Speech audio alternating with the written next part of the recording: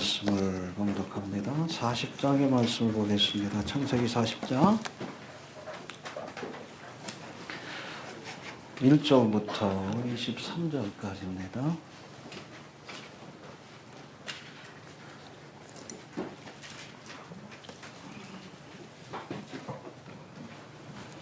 교독합니다. 그 후에 애굽 왕의 술 맡은 자와 떡 굽는 자가 그 주 애굽 왕에게 범죄한지라.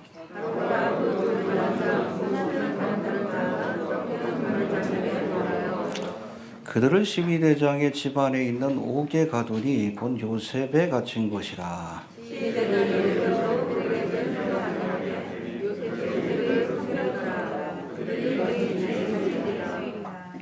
옥에 갇힌 애굽 왕의 술 맡은 자와 떡 굽는 자 두 사람이 하룻밤에 꿈을 꾸니 각기 몽조가 다르더라.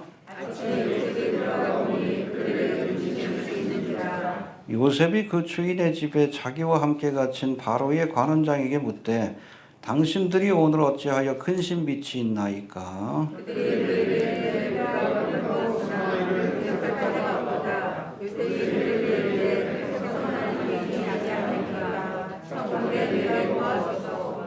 술 맡은 관원장이 그 꿈을 요셉에게 말하여 가로되 내가 꿈에 보니 내 앞에 포도나무가 있는데 그 다음에 세 가지가 있고 싹이 나서 뿌리고 포도주가 있고 내 손에 바로의 잔이 있기로 내가 포도를 따서 그 즙을 바로의 잔에 짜서 그 잔을 바로의 손에 드렸노라.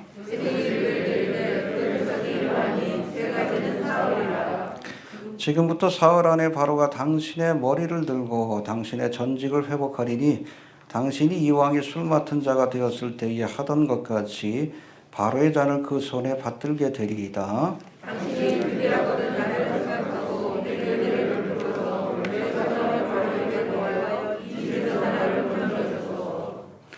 나는 히브리 땅에서 끌려온 자여 여기서도 옥에 갇힐 일은 행치 아니하였나이다.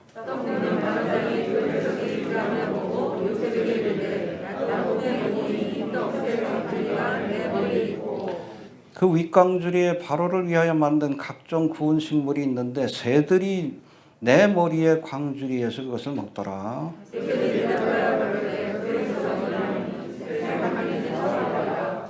지금부터 사흘 안에 바로가 당신의 머리를 끊고 당신을 나무에 달리니 새들이 당신의 고기를 뜯어 먹으리이다 하더니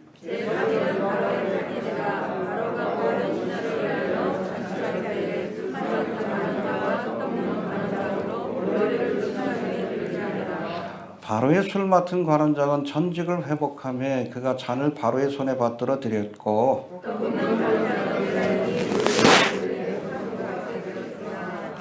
함께 봉독합니다. 술 맡은 관원장이 아멘. 해봅시다. 해석은 하나님께 있나이다. 오늘 설교 제목이 징조의 해석자 요셉인데 모든 시대의 징조를 해결할 유일한 분은 하나님이십니다. 알겠습니까? 예. 요셉이 여호와의 신에 충만했기 때문에 몽조를 해석하고 시대의 징조를 분별할 수 있었던 겁니다. 우리도 그럴 수 있게 되길 바랍니다. 이제 형제들과 이스라엘 가운데 높아져서 경배를 받게 될 것이란 꿈으로 인해서 해봅시다.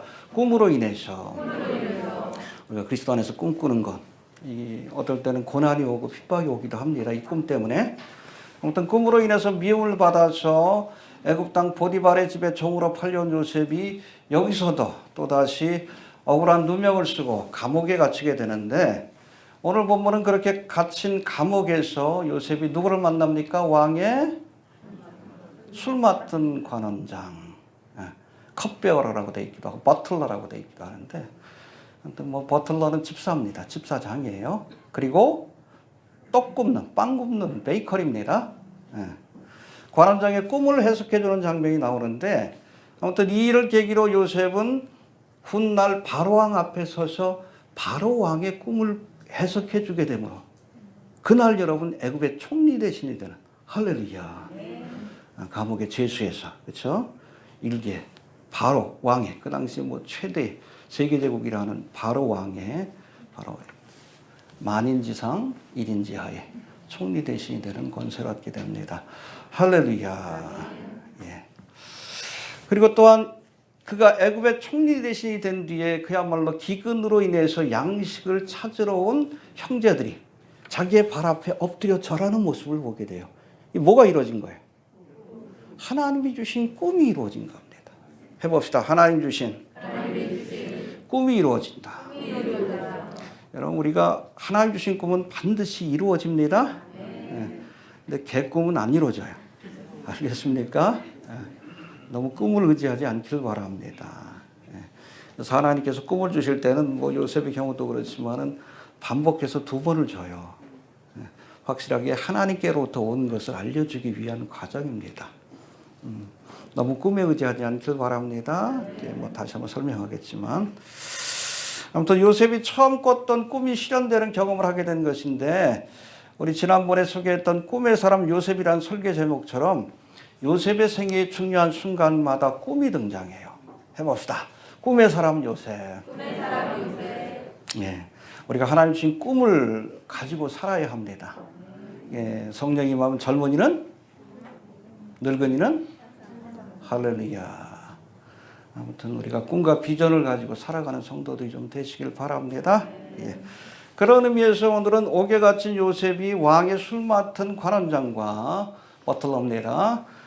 떡 굽는 관원장, 베이커라고 이렇게 되어 있는데, 그 꿈을 해석하는 장면을 살펴볼 터인데, 그 전에 먼저 우리 지난 시간에 배운 말씀 잠깐 한번 복습해 봅니다. 여러분, 보디발의 집에 종으로 팔려간 요셉은 보디발의 집을 형통케 했어요. 할렐루야. 그리고 억울하게 누명을 쓰고 감옥에 갔지만 감옥을 또 형통케 했다라고 말씀합니다. 그럴 수 있는 비결이 뭡니까? 복의 근원이신 하나님과 함께 있기 때문에 그래요. 하나님과 함께 하시길 바랍니다. 우리도 가는 곳마다 하나님의 축복을 가져오는 형통케 하는 자, 요셉과 같은 사람이 되어야 합니다. 그래야 여러분 기독교인들을 환영하고 교회를 환영하는 거지. 그렇지 않으니까 문제가 되는 거예요. 아무튼 이렇게 작은 일에 충성했기에 훗날 애굽 전체를 책임지는 총리 대신이 될 수 있었던 것인데, 용모가 준수했던 요셉을 이제 보디발의 아내가 미혹했습니다. 그래서 여러분, 요셉이 예수님을 예표하지만 유일하게 닮지 않은 것은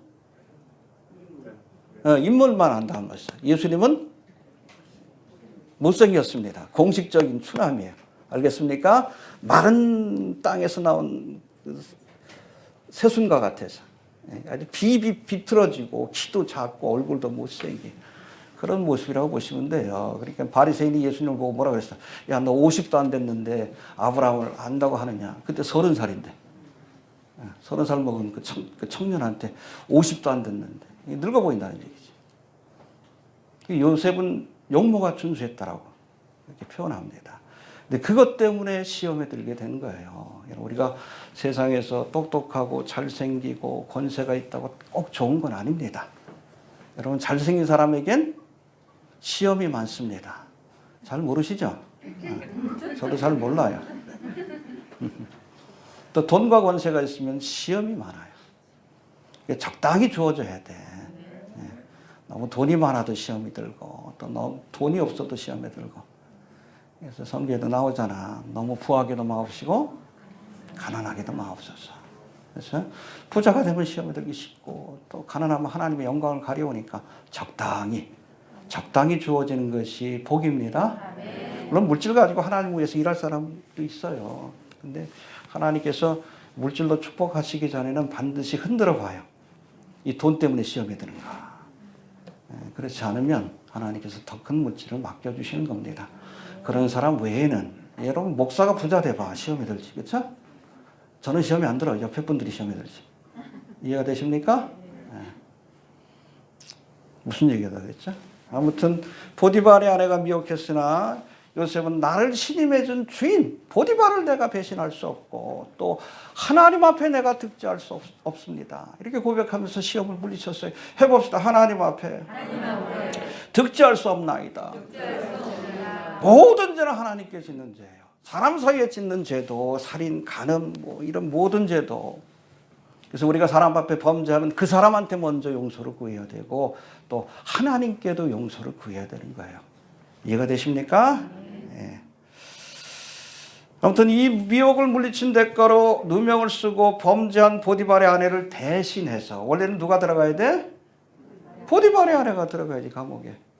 근데 요셉이 대신해서 죄값을 치러준 거예요. 이것도 예수님의 대속의 사역을 예표하고 있습니다. 이 보디발의 아내는 누구를 예표해? 이게 우리의 모습이에요. 요셉이 우리의 모습이 아니요. 내가 요셉과 같은 사람이라고 생각하지 마십시오. 나는 보디발의 아내와 같은 부정한 여인이요, 부정한 이방인이요. 내 대신 예수님께서 십자가에서 죄값을 치러주심으로 우리의 죄가 가려워진 것뿐이에요. 기억하시길 바랍니다. 성경 예수님 족보에 나오는 여자들 다 문제 있는 여자들. 근데 그게 바로 우리의 모습입니다. 이런 허물과 죄가 많은 우리지만 주님께서 우리를 대신해서 죄값을 치러주심으로 우리가 죄사함을 받고 하나님의 자녀가 되는 권세를 얻게 된 겁니다. 알겠습니까? 예. 이런 고난을 통해서 요셉이 바로왕 앞에 서게 됩니다. 할렐루야. 그래서 그리스도 안에 우리 믿는 자들에게는 모든 것이 합력하여, 이게 요셉에 관한 이야기들 할 때마다 계속 반복되는 주제예요. 해봅시다. 모든 것이 합력하여 선을 이룬다. 실패하는 것도 포함되고 출세하는 것도 포함되고 좋은 일도 포함되고 여러분 굳은 일도 포함되고, 그러나 이 모든 것들을 하나님께서 합력하여 이걸 재료로 사용하셔서 선을 이루신다. 하나님의 뜻을 이루는 도구로 사용하십니다. 할렐루야. 그래서 우리가 그리스도 안에 있는 자들에게는 염려할 필요가 없어. 하나님께서 합력하여 선을 주시는. 그래서 여러분, 합력하여 선을 주신다는 것은 끝을 좋게 한다는 거예요. 마지막을 좋게 한다는 겁니다. 과정은 어려울 수가 있어요. 요셉의 인생이 참 어렵잖아요. 모세의 인생도 그렇잖아요. 그러나 끝을 좋게 하십니다. 그럼 우리 인생도 끝이 좋아야 돼. 신앙생활도 마지막이 좋아야 돼요. 열심히 믿음 생활하다가 그 중도에 넘어진 분들도 계시고. 처음과 여러분 과정이 중요한 게 아니야. 마지막 순간에 우리가 예수를 부인하면 가룟 유다가 되는 거고, 마지막 순간이라도 예수님을 바라보면 우편강도라도 될 수 있는 거예요. 주님 오실 날이 가깝습니다. 지금부터라도 열심히 하십시오. 넘어진 분들이 있으면 다시 일어서세요. 의인은 7번 넘어져도 다시 일어설 것이다 라고 말씀합니다. 넘어질 수 있지. 그렇잖아요. 신앙생활 우리 돌아봐. 넘어진 적이 얼마나 많아. 다시 일어나야지. 엎드러지지 말아야지. 널브러져 있으면 안 돼. 다시 일어납시다. 얼마 안 남은 거 같잖아요. 예? 우크라이나 전쟁 다음은 뭐 이스라엘이라 그러는데 지금 전운이 감돌고 있잖아요. 중동의 상황. 푸틴도 병이 있다 그러는데 죽기 전에 뭔가 해보려고 할 거 아니야. 오늘 주님 오셔도 이상하지 않아요. 오늘 주님 오셔도 아주 급박하게 돌아갑니다. 남겨지면 힘들어요. 우리 26일부터 공청회 한다고 그러죠? 응? 차별금지법 공청회. 민주당이 지금 밀어붙이려고 해요. 윤석열이 막을까요? 모른 척 할 것 같아. 내가 보기엔. 이번은 바이든이 사람들 데려와가지고 압력을 놓잖아. 왜 여성 장관이 없습니까? 성평등을 이루어야죠. 그러니까 얼마 전에는 그 부통령 취임식 할 때 남편이 왔는데 끝나고 나서 누구 만났어? 홍석천이 만났잖아. 윤석열 정부에 압력을 넣는 거예요. 차별금지 통과시키라. 그거 아는데 얘가 막을까? 에? 걱정스러워. 아마 우리 블로그도 많은 제재를 당할 것 같아. 동성애에 관한 글들 다 내려야 될 상황이 올 수도 있어요. 설교 시간에 동성애는 죄다 그러면 매일같이 경찰서에 불려가는 그런 일이 생길 수도 있어요. 아, 빨리 오셨으면 좋겠어. 빨리 오셨으면 좋겠어요.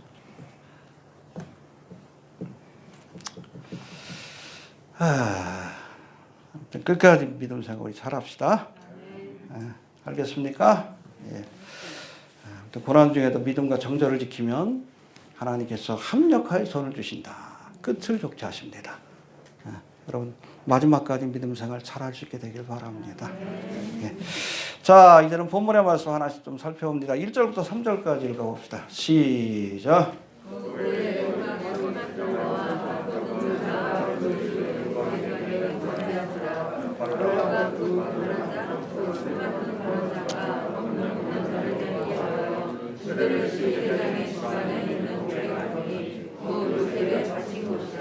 그 후에 그렇죠. 요셉이 감옥에 갇힌 후에 일어난 사건인데 이게 한 뭐 1년 정도 지난 그런 상황의 시점에 일어난 사건이라고 보통 이렇게 보고 있습니다. 자, 왕의 술 맡은 자와 떡 굽는 자는 그냥 단순히 왕의 음식을 관장하는 관리가 아니라 왕을 가까이에서 보좌하며 때때로 왕에게 조언을 하는 아주 중요한 직책입니다. 그래서 우리나라 뭐 조선왕조 500년도 그렇지만 대부분 왕들이 독사를 당해서 죽는 경우들이 많아. 그러니까 가장 신뢰하는 사람에게 컵베어러, 그렇죠? 음식을 맡기는 거예요. 빵도 그렇고. 이해가 되시죠? 그러니까 개인적으로 친해요. 그러다 보니까 국정에 대해서 물어보고 조언을 할 수 있는 그런 높은 권세입니다. 이해가 됩니까? 여러분 느헤미야 2장 1절에 보면 느헤미야가 누구예요? 예루살렘 성벽을 재건한 사람입니다. 알겠습니까? 근데 느헤미야가 본래 직업이 뭐요? 바사국의 아다삭스다 왕의 술 맡은 관원이야. 똑같아요. 오늘 본문에 나와. 근데 이 느헤미야가 얼마나 권세가 컸던지 이 느헤미야가 우리 느헤미야 2장에 보면 아닥사스다 왕에게 청하여 어느 날 보니까 얼굴빛이 안 좋아. 그러니까 왕이 묻지 너 왜 그러냐. 마음에 있던 것을 보아죠. 나는 이렇게 잘 먹고 잘 살고 있는데 저 고향 땅의 성벽이 예루살렘 성벽이 재건되지 못해서 내가 마음에 근심합니다. 근데 왕이 내가 널 위해서 뭘 해줄까? 근데 줄줄줄 얘기하지.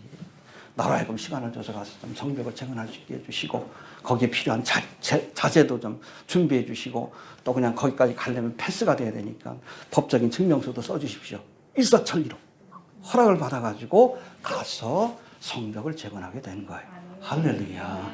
이 술 맡은 관원장이 그렇게 권세 있는 사람입니다. 요즘으로 따지면 대통령 비서실장에 해당되는 그냥 음식만 만들어주는 사람이 아니요. 가장 신뢰하는 사람에게 음식을 맡기지. 왜 감옥에 갔을까? 뭐 여러 가지 추측이 있지만 아마 뭐 그 왕이 음식 먹다가 배탈이 났을 수도 있어. 이것도 중범죄예요. 그렇죠? 둘 다 갇힌 거 보면. 내가 포도주를 먹고 잘못됐는지 빵을 먹고 잘못됐는지 모르잖아. 같이 둬버린 거지. 또 빵 굽는 자가 좀 의심스러우니까 죽여버린 거지. 그럴 수 있는 겁니다. 그만큼 중요한 거예요. 해봅시다. 중요한 직분자다. 할렐루야. 예. 아무튼 여기서 빵 굽는 그 관원장하고 술 맡은 관원장이 이 감옥에서 누구를 만납니까? 해봅시다. 요셉을 만났다. 예. 결과적으로는 여러분 이 요셉을 바로왕 앞에 세우기 위해서 하나님께서 저들을 만나게 하신 겁니다. 이것 또한 섭리의 과정인 줄로 믿으시길 바랍니다. 해봅시다. 하나님이 만나게 하셨다. 여러분 만남을 통해서 운명이 바뀌고 놀라운 역사가 일어나는 것임을 기억할 수 있게 되길 바랍니다. 잘 만나야 돼.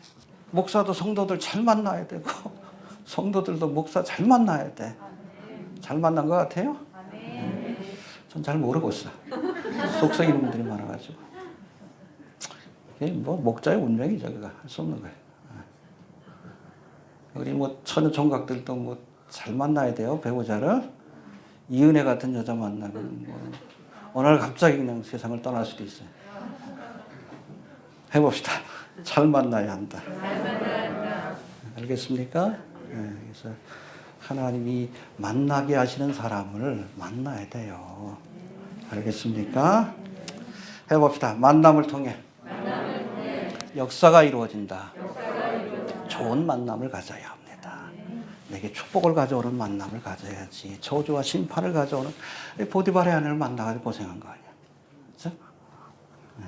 잘못된 만남이 있어요. 좋은 만남을 가질 수 있게 되길 바랍니다. 근데 여러분 우리가 일생을 살면서 경험할 수 있는 최고의 만남은 누구와의 만남? 예수님과의 만남이에요. 예수님 만나셨습니까? 아니면 여러분 금식을 해서라도 철야를 해서라도 예수님 만나시길 바랍니다. 우리가 인생을 살면서 만날 수 있는 최고의 만남은 예수님과의 만남이에요. 요셉이 술 맡은 관원장을 만남으로 결국에는 애굽의 총리 대신을 수 있었다. 예수를 만나면 우리의 운명이 바뀌어집니다. 해봅시다. 예수를 만나면 우리의 운명이 바뀌어진다. 어떻게 바뀌었어요? 물고기를 잡던 시몬이 사람을 낚는 어부 베드로가 되었어요. 할렐루야. 다메섹 도상에서 예수 믿는 사람들을 핍박하러 가던 그 사울이 예수님을 만남으로, 그렇죠. 여러분, 교회 역사 속에서 가장 위대한 사도라고 하는 사도 바울이 될 수 있었던 겁니다. 누구와의 만남을 통해? 예수님을 만나시길 바랍니다. 저도 대학교 1학년 때 예수를 만났는데, 그러고 나서 제 운명과 삶이 바뀌었어요. 만날 수 있게 되길 바랍니다. 우리가 인류의 역사를 뭐로 나눕니까? BC와 AD. BC는 무슨 뜻이요? Before Christ. 그리스도 이전의 역사입니다. 그리고 AD는 아노 도미니, 라틴어예요. 주 이후에, 주가 오신 이후에. 그래서 인류의 역사 속에서 가장 중요한 사건이 바로 예수님의 오심, 탄생의 사건이기 때문에 그래요. 그걸 여러분 기점으로 해서 인류가 기원 전과 기원 후로 나뉘어지게 된 겁니다. 할렐루야. 우리의 인생에서도 BC와 AD가 있어야 돼요. 예수를 만나기 전과 예수를 만난 이후의 삶이 바뀌어져야 합니다. 주님과의 만남이 필요해. 아직 주님을 만나지 못했다면, 여러분 교회 나왔다고 꼭 주님을 만난 거 아니에요. 저도 고등학교 1학년 때부터 신앙생활 했지만 3년이 지난 뒤에 하나님께서 주님을 만날 수 있는 기회를 주신 거지. 아무리 신앙생활 오래 해도 예수를 만난 경험이 없다면 그건 지식적인 믿음이고 형식적인 믿음이에요. 그런 믿음 가지고 구원받지 못해요. 주님을 만나시길 바랍니다. 인격적으로 만나시길 바랍니다. 알겠습니까? 그럴 때 우리의 운명이 바뀝니다. 알겠습니까? 네. 자, 4절 넘어갑시다. 시작.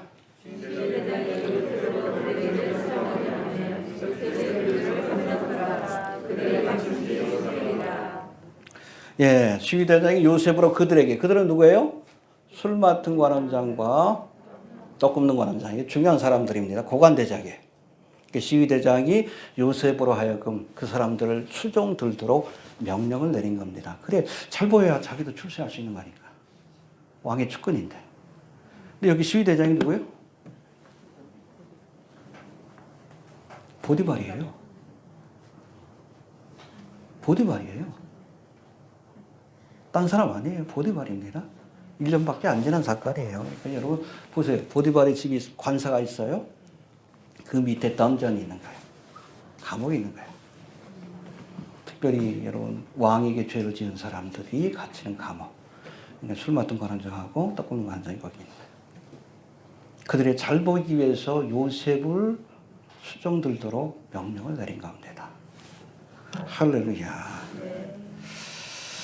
여러분 보디발이 자신의 아내를 겁탈하다가 감옥에 갇힌 요셉에게 관원장들을 수종들은 이 중요한 일을 맡겼다는 게 잘 이해가 안 되는데 여긴 두 가지 이유가 있을 거라고 이렇게 봅니다. 첫 번째는 어찌됐든 이 요셉은 충성된 사람이에요. 맡겨진 일은 확실하게 하는 사람이에요. 요셉에게 맡겨야 확실하게 저들을 수종들 수 있는 거예요.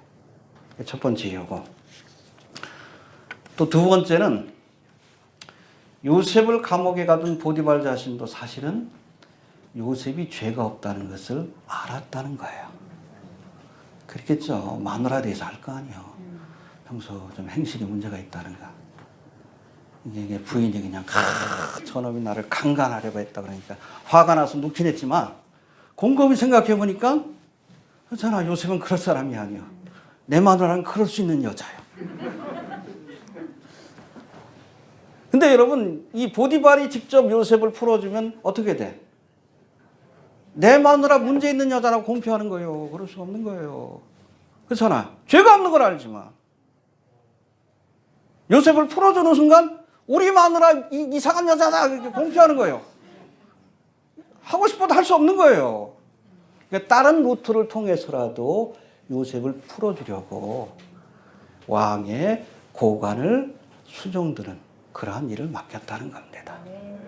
이해가 되시죠? 이 두 마음 있는 거예요. 보디발도 자기가 잘못한 건 한 거예요. 그러나 인정할 수는 없는 거예요. 가정이 깨지니까. 이해가 됩니까? 다른 방법을 통해서라도 구원받을 수 있도록 왕의 술 맡은 관원장을 만날 수 있도록 주선을 해준 겁니다. 믿습니까? 자, 이제는 이 요셉이 두 관원장의 꿈을 풀어주는 장면이 나오는데 5절부터 8절까지입니다. 우리 5절부터 7절까지 먼저 한번 살펴봅시다. 시작.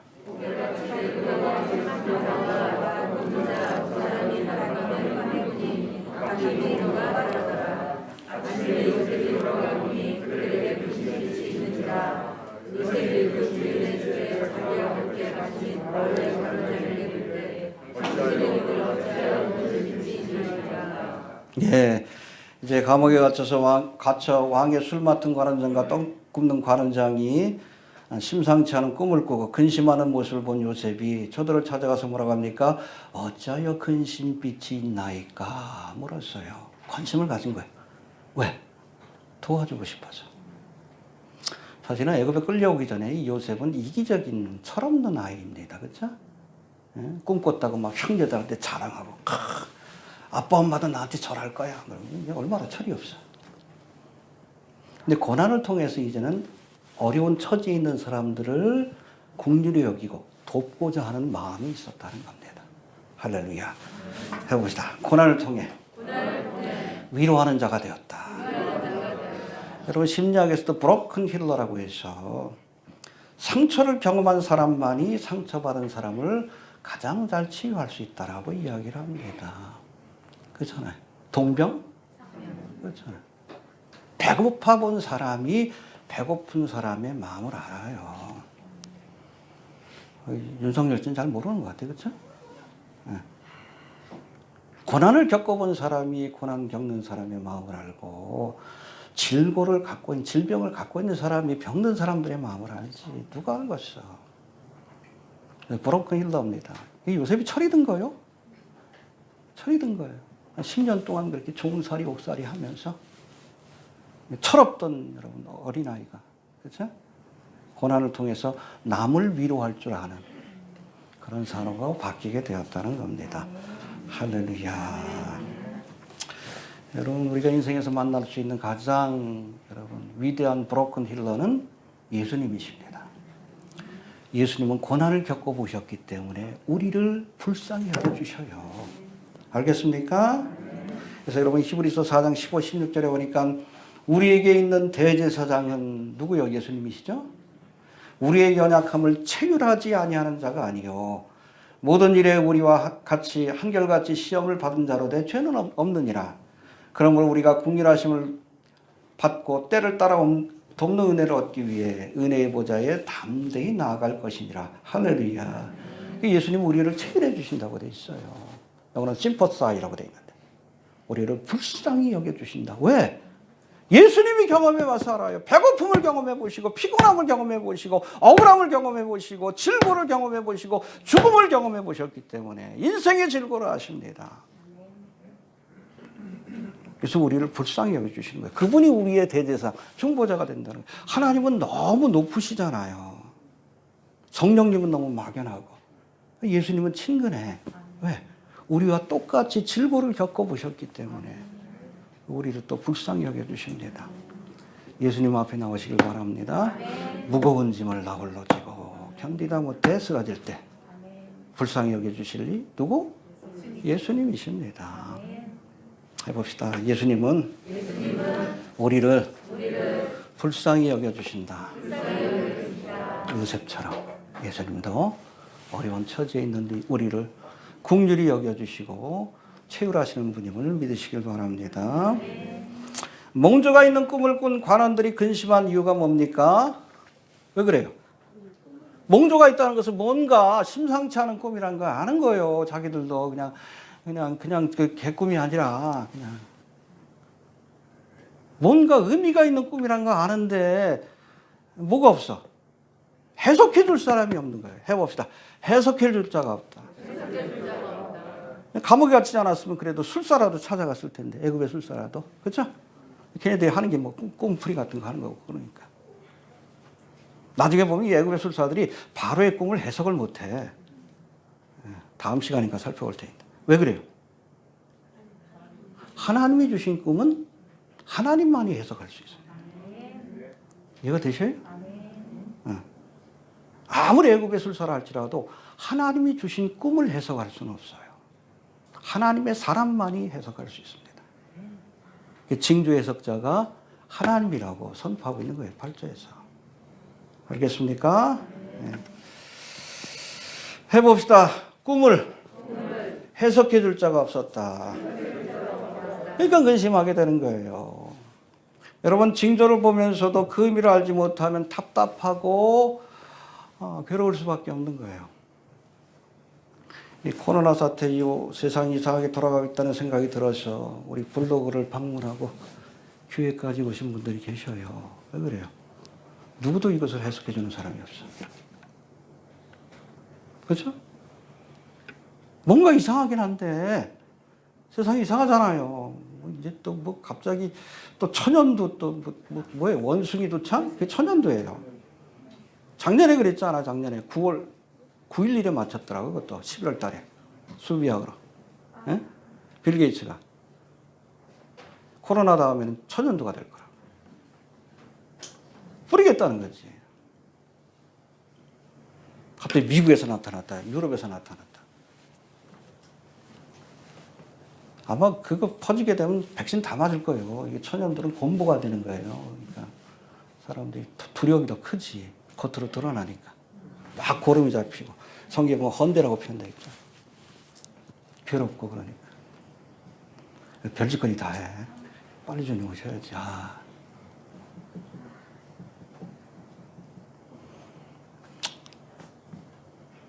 뭔가 좀 이상하게 돌아가는 걸 알아요. 예수 안 믿는 사람도 압니다. 해석해 주는 사람이 없어. 미국 교회는 많이 계십니다. 사역자들이. 뭘 가지고 해석해? 하나님의 말씀 가지고. 종말의 예언들이 실현되는 시대의 징조들이에요. 딴 게 아니에요. 이걸 해석하려면 하나님의 말씀으로 해석해야 되는 거예요. 알겠습니까? 요셉이 어떻게 해석했어요? 하나님이 주신 말씀으로 해석한 거예요. 알겠습니까? 이 시대에도 하나님께서는 징조의 해석자들을 찾고 계십니다. 종말에 관한 성경의 예언들이 실현되는 시대의 징조들을 풀어주고 하나님께로 인도할 사람들을 찾고 있는 거예요. 그렇게 될 수 있길 바랍니다. 우리 블로그를 통해서 벌써 11년째 이 사역을 했는데 아직도 정신을 못 차려. 아직도 몰라요. 궁금해하지도 않아. 여러분, 오히려 예수 안 믿는 사람들은 궁금해합니다. 코로나 터지고 나니까 이게 뭐지, 이건 뭐지. 그러다가 여러분 찾아오는 분들이 계시는 거예요. 근데 교회는 관심도 없어. 뭐 지방에 나가가지고 좀 종말에 관한 설교 좀 하라 그래도 관심도 없어요. 관심도 없어. 가장 무지해요. 가장 무지해. 교회가, 한국 교회가. 답답하지. 여러분, 동성애 반대만 하지 말고 차별금지 반대만 하지 말고 이 배경이 뭔 줄 알아야 될 거 아니에요. 이 마지막 때를 노새 때로 만들려고 하는 어둠의 세력이 있다는 거 그거 알아야지. 왜 몰라. 성경대로 되고 있는 건 아니에요. 성경을 안 보니까 그런 거 아니에요. 여러분, 성경 전체 3분의 1이 종말에 관한 예언이에요. 왜 성경을 안 봐? 하나님의 말씀을 모르니까 해석을 못하지. 자, 8절 넘어갑시다. 시작.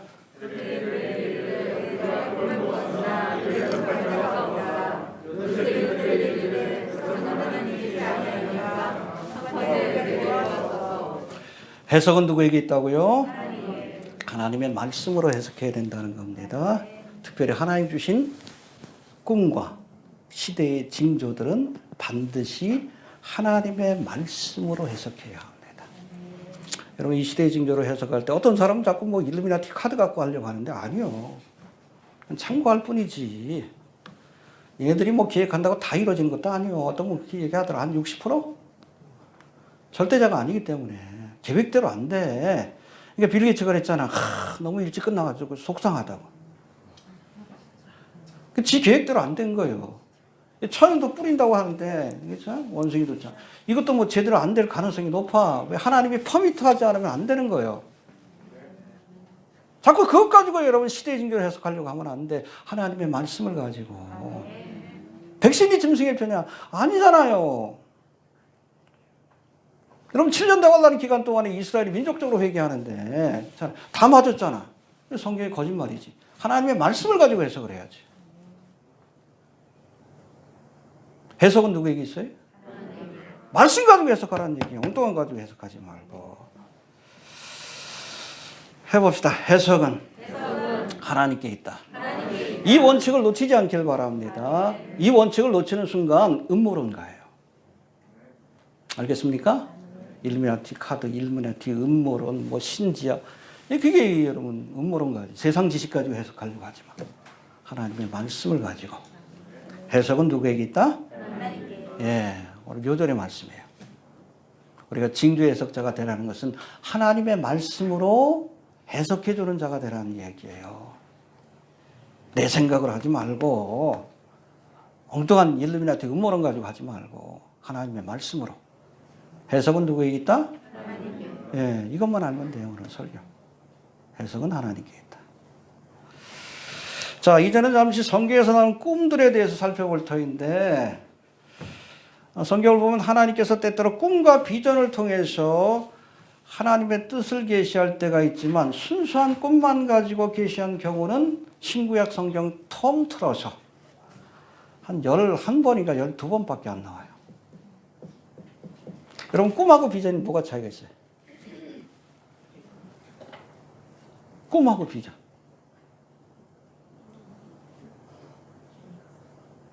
꿈은 잘 때 주신 거예요. 내 의식이 없을 때. 알겠습니까? 이 사람들도 꿈 꿨잖아, 잘 때. 비전은 뭐예요? 깨어 있을 때. 그렇잖아요. 요바에서 기도하다가 베드로가 환상을 봤어요. 이게 비전이에요. 잘 때 아니에요. 갑자기 위에서 뭐 바구니가 내려오더니 온갖 부정한 짐승들이 있어. 잡아먹어라. 3번이나 왔다 갔다 하잖아요. 이게 비전이에요. 의식이 깨어있을 때 기도하다가 본 거예요. 이걸 비전이라고 얘기를 하고, 요한계시록도 비전입니다. 하나님 보여주신 거예요. 의식이 깨어있을 때, 잘 때 여러분 주신 게 아니에요. 그러나 잘 때, 그야말로 하나님이 주도적으로 하나님의 뜻을 꿈을 통해서 보여주실 때가 있어요. 이건 여러분 신구약 통틀어서 한 10번, 11번, 12번 이 정도밖에 안 나와요. 그 가운데 요셉에게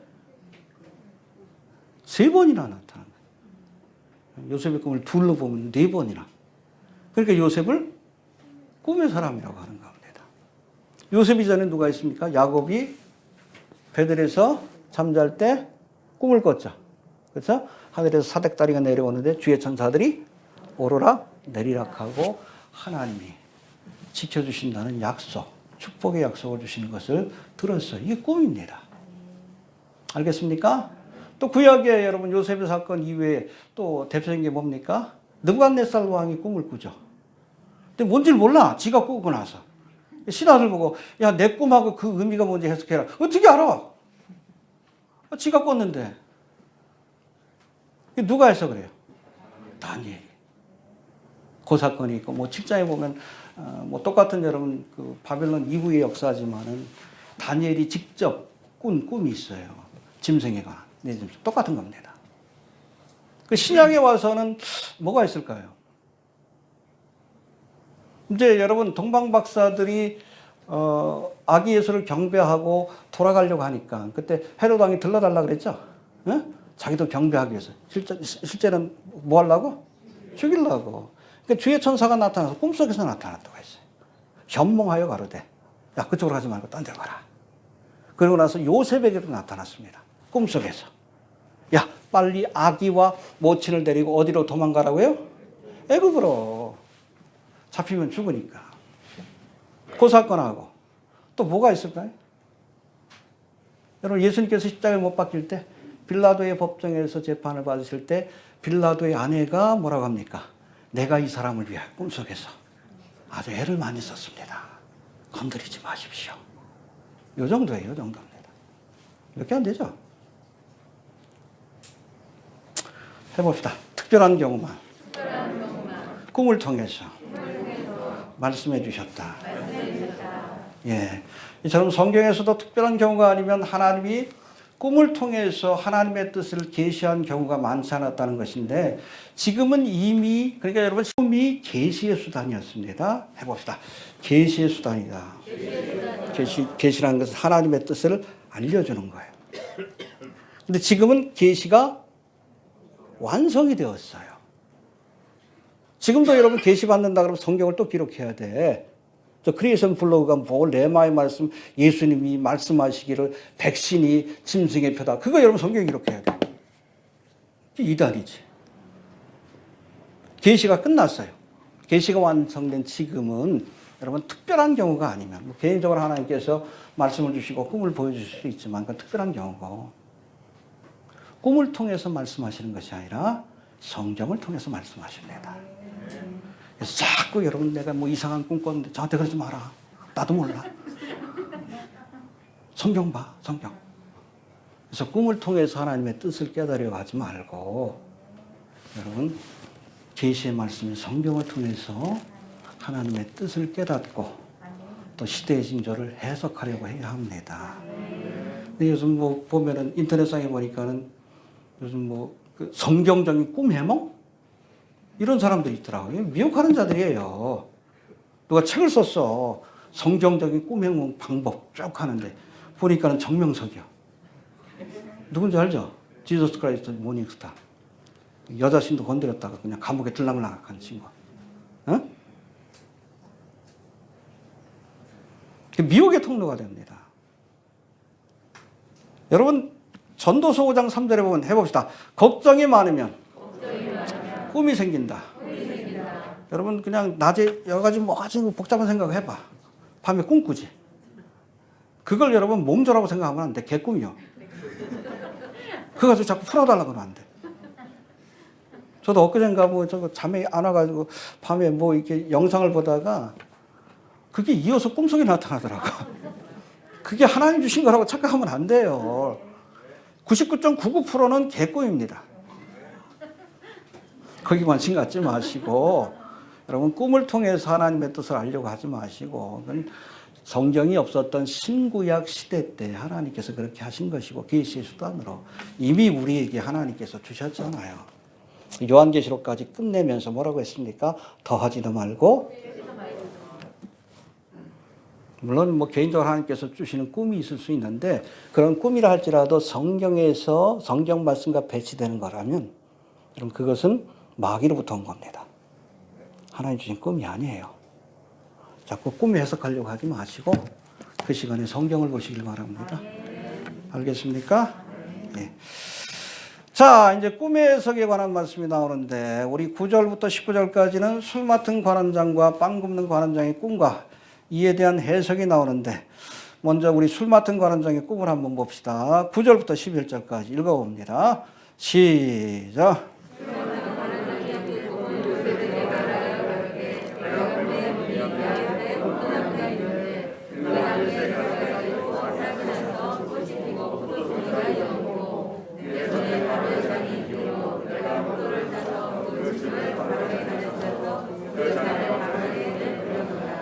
예, 그 뜻이 뭡니까? 요셉이 뭐라고 해석합니까? 12절, 13절. 시작.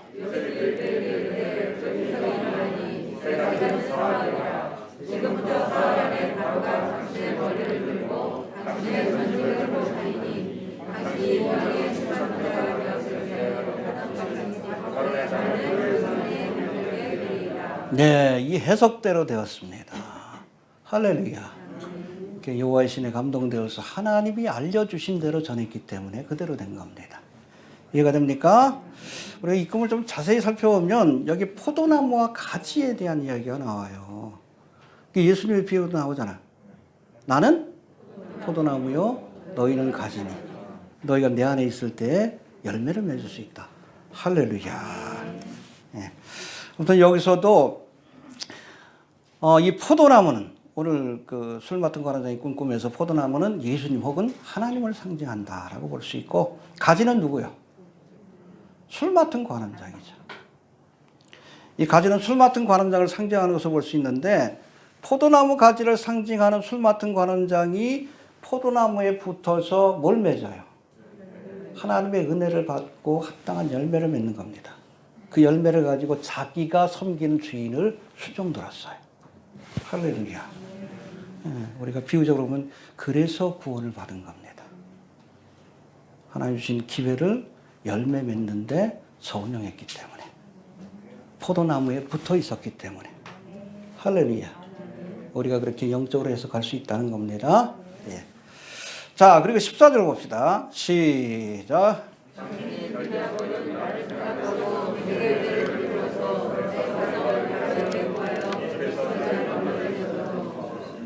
해봅시다. 관원장에게 도움을 요청했다. 요셉도 사람인지라 그렇잖아요. 권세 있는 사람은 의지하고 싶었고 또 그를 통해서 구원받고 싶은 마음이 있었던 거예요. 근데 여러분 23절에 보니까 이런 요셉의 기대와는 달리 이 술 맡은 관원장이 사함을 받고 난 뒤에 뭐라고 합니까? 술 맡은 관원장이 요셉을 기억지 아니했다. 까맣게 잊어버린 거예요. 2년 뒤에는 어쩔 수 없이 그냥 기억한 거죠. 해봅시다. 사람에게 기대를 갖지 마라. 저도 목회하면서 그거를 그냥 한 10년 넘게 연단하셨어요. 사람 바라보지 마, 사람 바라보지 마. 교인도 바라보지 마. 초창기 목회할 때 그래도 힘 있는 목사님 의지하고 싶은 마음도 있고, 어떨 땐 교회가 힘들면 교인들을 의지하고 싶은 마음이 있을 때도 있고. 근데 그때마다 하나님 연단하셨습니다. 사람 바라보지 말고 나만 바라봐. 그때 비로소 여러분 교회가 세워질 수 있는 거예요. 여러분 시편 146편 3절에서 시편 기자가 말합니다. 방백들을 의지하지 말며, 방백은 권세자입니다. 도울 힘이 없는 인생도 의지하지 말라. 누구만 의지해요? 하나님.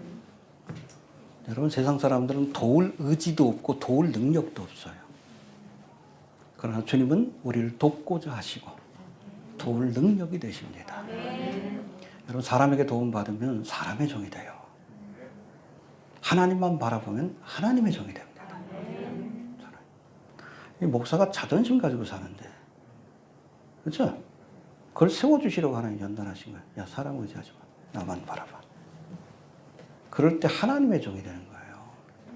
여러분들 좀 그럴 수 있게 되길 바랍니다. 요셉처럼 좀 믿음이 약해지고 시험 들어가지고 그런 거지.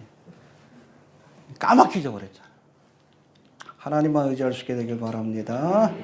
이제는 떡 굽는 관원장의 꿈에 대해서 살펴볼 터인데, 우리 16절부터 19절까지. 아무튼 술 맡은 관원장의 꿈이 길한 것을 보고, 그렇죠? 굿뉴스를 전해준 겁니다.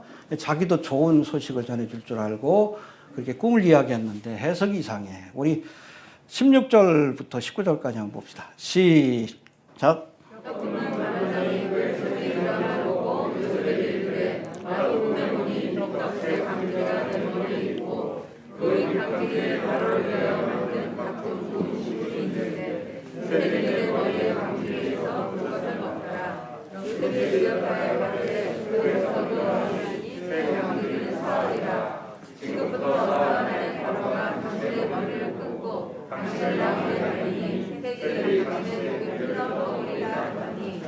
여러분 사흘 뒤에 전직을 회복하고 왕을 다시게 섬기게 될 것이라는 술 맡은 관원장의 꿈은 굿뉴스입니다. 좋은 소식이에요.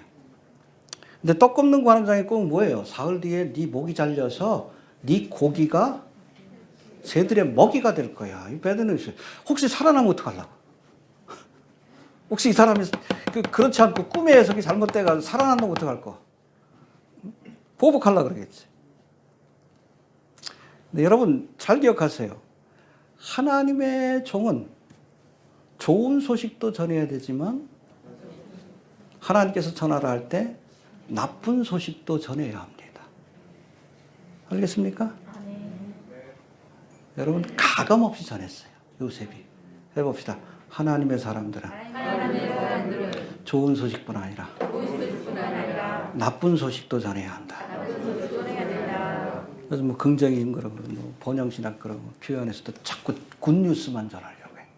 괜찮아, 잘 될 거야, 행복하십시오, 부자 될 겁니다. 성경에 어디 뭐 그런 말이 있어? 십자가 얘기 안 해. 종말에 대한 얘기 안 해요. 왜? 배드뉴스니까. 사람들이 싫어하니까 얘기 안 해. 교회 여러분 사람의 종이지 하나님의 종이야. 목에 칼이 들어와도 하나님이 전하라는 말씀을 전해야 되는 거예요. 세례요한도 여러분 헤롯 왕에게 그 죄를 책망했다. 결국에는 여러분 목에 칼이 들어왔잖아요. 그래도 전해야 되는 거예요. 그게 여러분 하나님이 종이 해야 할 일이에요. 좋은 얘기만 하는 사람이다. 여러분 그 하나님의 종이 아니요. 목에 칼이 들어와도 정말 나쁜 소식이 할지라도 당신 죽어. 하나님이 전화를 할 때 가감없이 전할 수 있는 사람이 되어야 합니다. 알겠습니까? 요즘 목사들이 자꾸 교인들 눈치 보느냐고 싫은 소리 못해. 종말에 관한 설교 안 해요. 알면서도 안 해. 왜? 교인들이 싫어한다고. 특별히 이런 강남같이 부자 교회들은 종말에 관한 설교 안 해. 왜? 여기가 천국 같은데. 세상에 종말이 온다 그러면 누가 좋아해? 응? 가난한 교인들이 그렇게 전하지. 그렇죠? 가감없이 전해야 합니다. 해봅시다. 가감없이 전해야 한다. 예. 또 두 번째, 떡 굽는 관원장이 꿈에서 관원장이 광주리에 담아 바로왕에게 올린 떡을 뭐가 먹었어요? 그렇죠. 예수님의 씨 뿌리는 비유가 생각나잖아요. 길가에다 씨를 뿌렸더니 누가? 새들이 와서 그것을 먹었다. 이 새가 뭐예요? 마가복음 4장 15절에 보니까 사단이라고 되어 있어요. 원수 사단이다. 설교 시간에 좀 잘 들으세요. 안 그러면 여러분 사탄 마귀가 그 말씀을 빼앗아 갑니다. 열매를 못 맺는 거예요. 그래서 결국에는 심판받은 거예요. 그렇죠? 똑같이 은혜의 기회가 주어진 거예요. 근데 떡 굽는 관원장은 그 은혜를 허비했기 때문에. 말씀 들으면 뭐 할 거예요? 하나님의 은혜를 받으면 뭐 할 거예요? 그걸 여러분 열매 맺는 데 써야지. 새들에게 뺏겨버리니까. 여러분 설교 시간에 사탄 마귀가 여기 와 있어요. 저런 분들 하나님의 말씀을 빼앗아가려고 준비하고 있어요. 그래야 열매를 못 맺고 그래야 지옥으로 끌고 갈 수 있으니까. 잘 들으세요. 알겠습니까? 네. 결론적으로 여러분 은혜 받았다라고 다 구원받는 게 아닙니다. 여러분 어떻게 보면 비유적으로 보면 술 맡은 관원장도 은혜를 받은 거예요. 왕 앞에 설 수 있는 기회를 얻은 거예요. 그리고 떡 굽는 관원장도 은혜를 받은 겁니다. 그렇죠?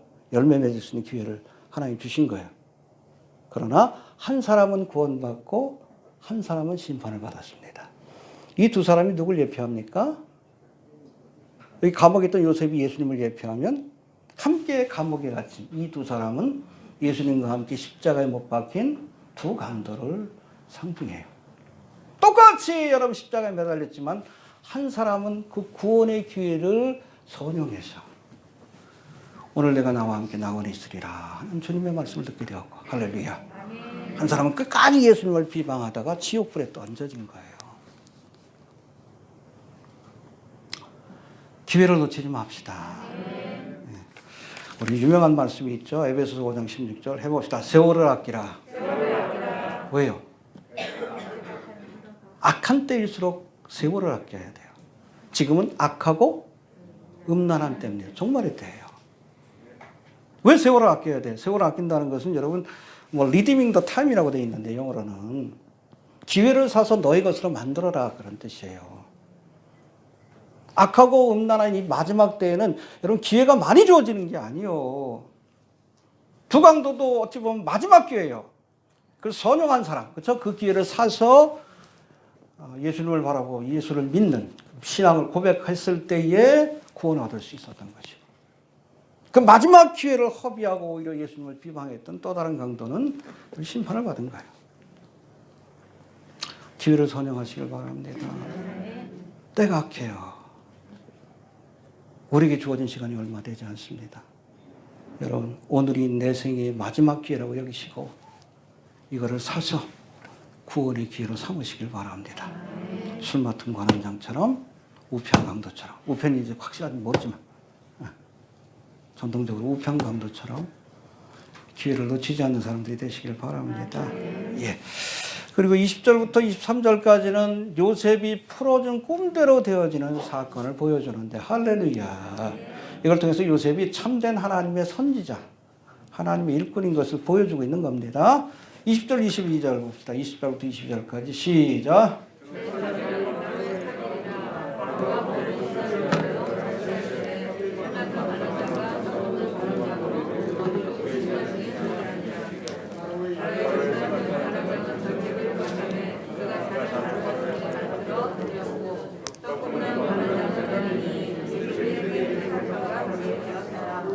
예, 요셉이 풀어준 꿈대로 정확하게 이루어졌습니다. 왜? 요셉이 하나님께 받은 말씀을 전했기 때문에 그래요.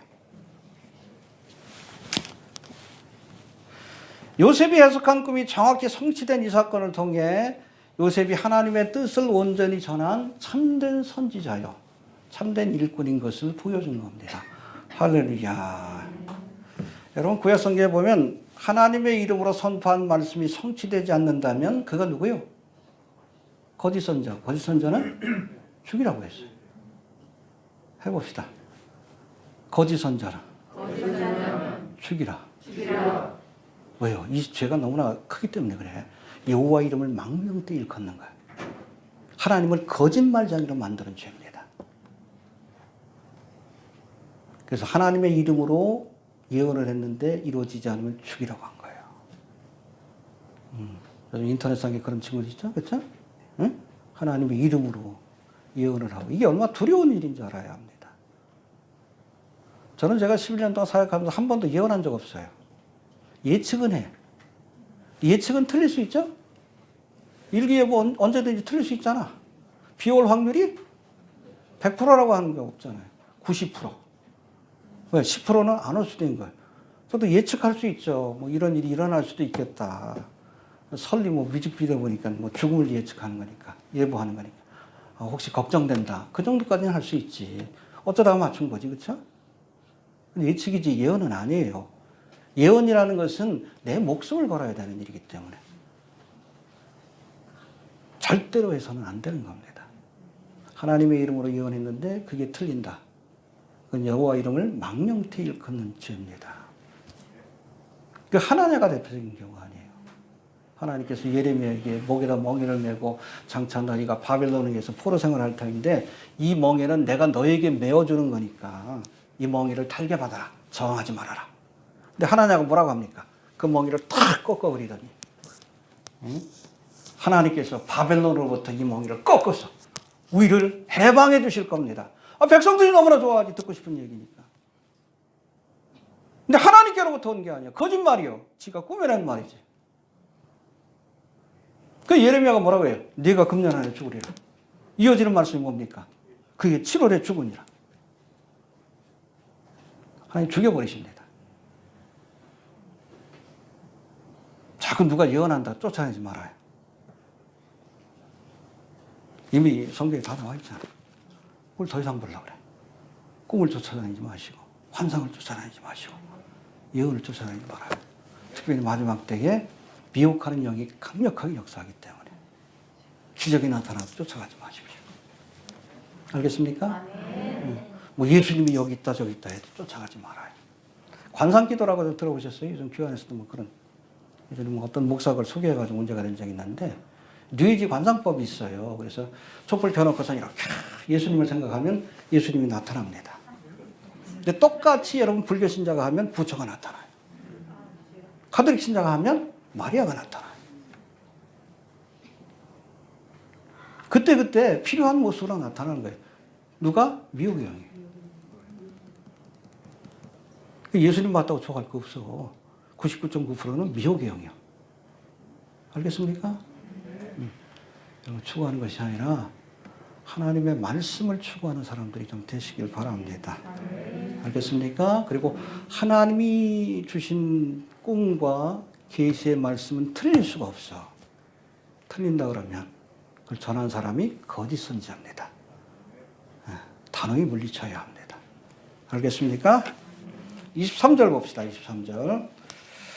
시작. 그렇죠. 도움을 요청했는데 14절 15절에서 까맣게 잊어버렸어. 원래 그런 겁니다. 근데 여러분, 술 맡은 관원장은 잊어버렸지만 하나님은 잊어버리지 않았습니다. 해봅시다. 하나님은 요셉을 기억하셨다. 할렐루야. 네. 그런 사람들은 나를 모르고 또 기억지 않고 배은망덕한다 할지라도 하나님은 우리를 기억하십니다. 믿습니까? 예, 이사야 우리 49장 유명한 말씀이 있죠. 여인이 어찌 그 젖 먹는 자식을 잊겠으며 자기 태에서 난 아들을 긍휼히 여기지 않겠느냐. 그들은 혹시 잊을지라도 나는 너를 잊지 아니할 것이라. 할렐루야. 어떻게 자기가 낳은 자식을 잊어버리겠느냐. 지가 버려도 못 잊지.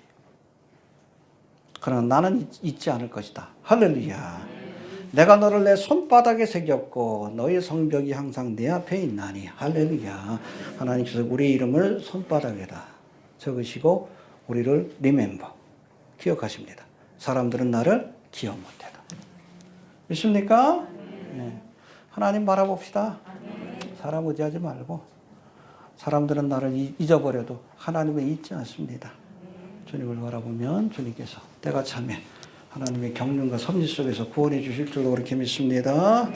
정리합니다. 요셉이 억울한 누명을 쓰고 감옥에 갇혔지만 하나님은 이곳에서 왕의 술 맡은 관원장을 만나게 하시고 그의 꿈을 해석하게 하심으로 훗날 바로왕 앞에 설 수 있도록 인도해 주셨습니다. 여러분, 성도의 삶에 우연은 없습니다. 하나님의 섭리 가운데 이루어지는 거예요. 술 맡은 관원장과 떡 굽는 관원장 모두 하나님 주신 꿈을 꾸었지만 한 사람은 구원을 받고 한 사람은 심판을 받았습니다. 예수님과 함께 십자가에 못 박힌 두 강도들도 한 사람은 구원을 받고 한 사람은 심판을 받았는데 하나님께서 주신 마지막 구원의 기회. 할렐루야. 놓치지 않는 사람도 있길 바랍니다. 되길 바랍니다. 세월을 아끼라. 그렇죠. 마지막 때이기 때문에 우리에게 주어지는 기회가 많지가 않아요. 이 기회를 구속하여 우리 것으로 삼고 구원의 자리에 서는 우리가 좀 될 수 있기를 바랍니다. 요셉이 그 꿈을 해석해 줌으로 구원을 받은 술 맡은 관원장은 요셉을 잊어버렸지만 하나님은 요셉을 잊지 않으시고 기억해 주셨습니다. 할렐루야. 사람 바라보지 마세요. 하나님 바라보시길 바랍니다. 급한 일 다 지나면 사람들은 날 잊어버려. 그러나 하나님은 잊지 않으십니다. 믿습니까? 네. 우리 주신 말씀을 들고 기도합니다. 하나님 은혜를 감사합니다. 오늘도 귀한 말씀을 통해 깨닫